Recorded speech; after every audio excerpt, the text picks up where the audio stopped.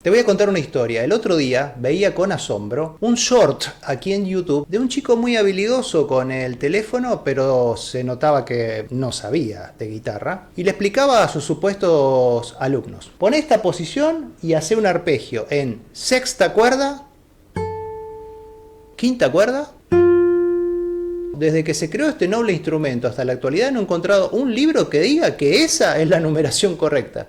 Pero como aquí en YouTube, digamos que no hay ninguna policía estética, entre comillas, que te lleve preso por engañar a la gente o decir información errónea, pasa. Ahora, yo me preguntaba otra cosa, reflexionaba: ¿los guitarristas serán capaces de ser conscientes de la importancia de aprender de la persona correcta?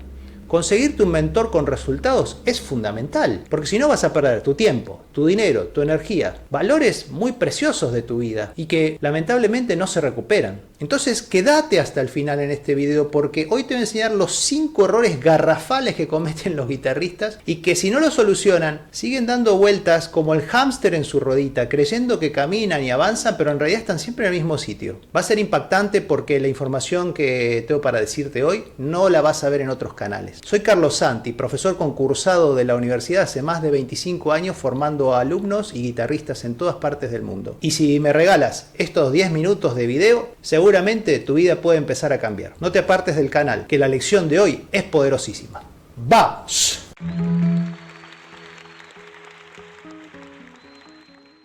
Error número 1. Apoyar todos los bajos. Los guitarristas somos especialistas en destacar sonidos que no se deben destacar. Y se escucha.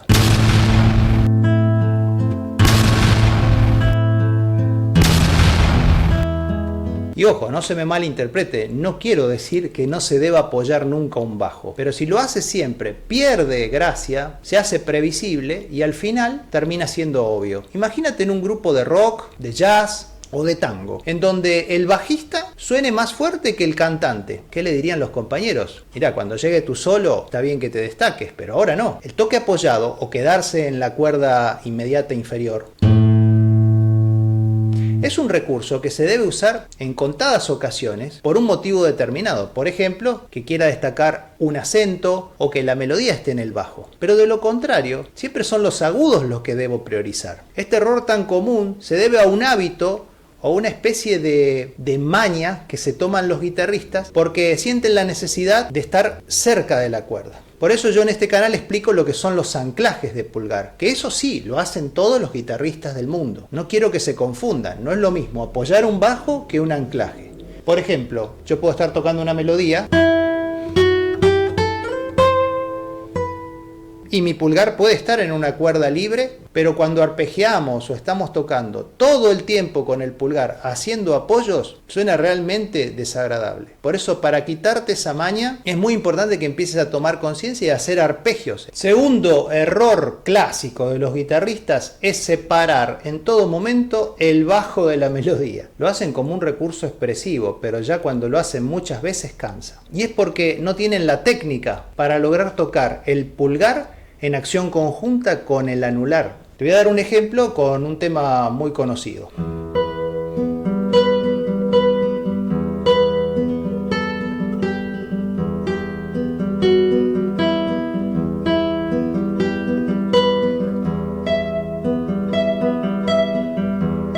Siempre está ese patam, patam, patam.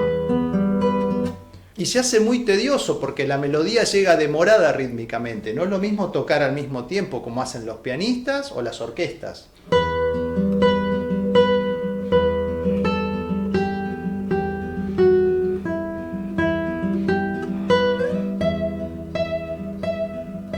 Lo puedo hacer una vez como un recurso expresivo, pero si lo hago todo el tiempo, pierde efecto y se transforma en una cosa aburrida, anodina y aparte previsible. Por eso Julio Sagreras tiene una gran lección en su libro 1, que debes hacer, la número 52, para aprender a no hacer patam.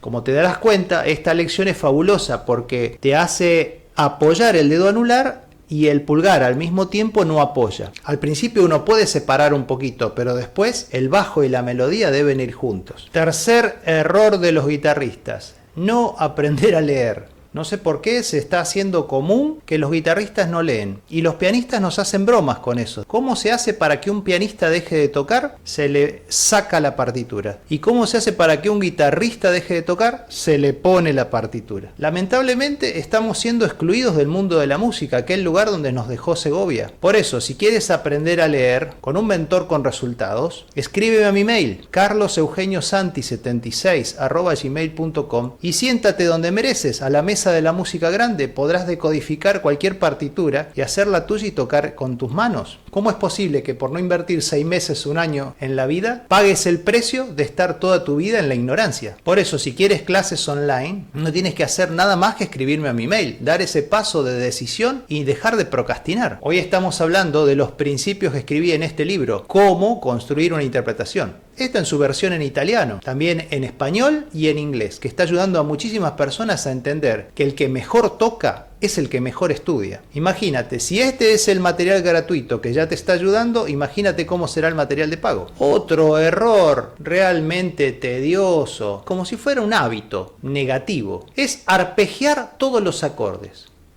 No puede tocar nunca un acorde plaqué. ¿A qué se le llama plaqué? Todas las notas al mismo tiempo. Esto.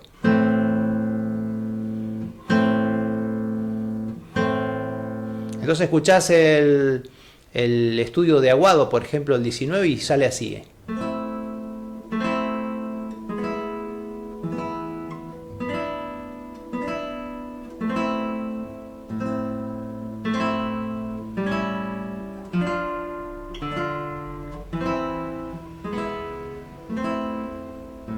Cuando la verdad es que debería sonar así.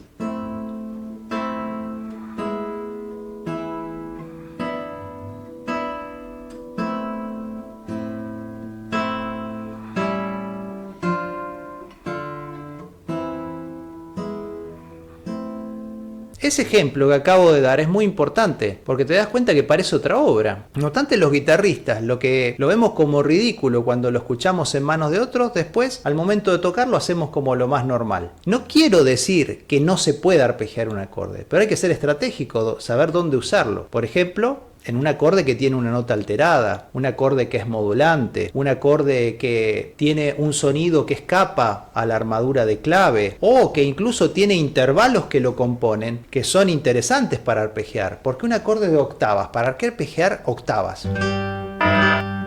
Suenan huecas y suenan vacías. En cambio, un acorde de re mayor, como las notas entre sí tienen menos distancia, es mucho más propicio para arpegiar. Por eso, no se me malinterprete, no estoy diciendo que no se pueda apoyar un bajo, no se pueda hacer un patán o no se pueda arpegiar un acorde. Lo que estoy diciendo es que no se lo puede hacer siempre y que hay que aprender a poner los recursos en el momento correcto por la razón correcta.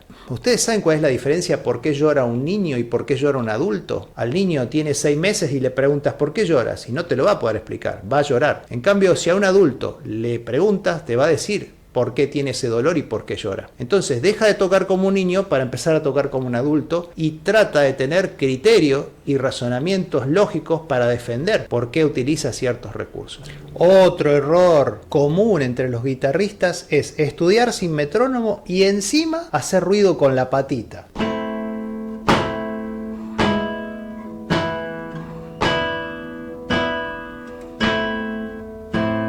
Vos te vas a ir a un estudio de grabación a tocar así y se va a escuchar el pie haciendo ese ruido. Y encima de eso, como no se estudia con metrónomo y no hay hábito del uso del metrónomo, todo el ritmo fluctúa como borrachito por el pentagrama y el pie se amolda a ese vaivén de los tiempos. Entonces tampoco el pie es justo, porque el pie no es imparcial. Es un pie que se va a amoldar a tus necesidades técnicas. Entonces quiere decir que si a mí me cuesta llegar con el 4 y el 3 a este acorde, voy a modificar el pulso para que mi dedo 4 y 3 lleguen a tiempo. Es una maña tremenda.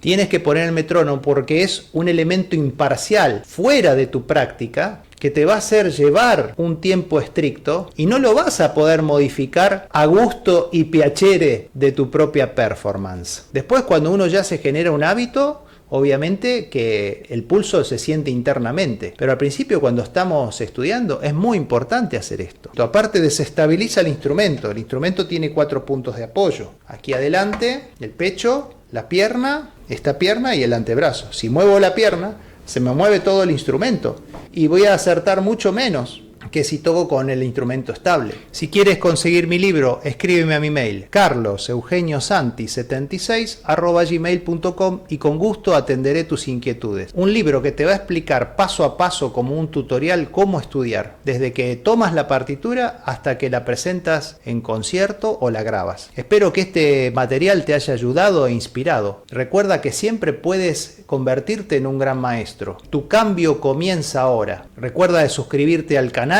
activar la campanita para no perderte ninguna de mis nuevas notificaciones. ¡Viva la música! ¡Chau!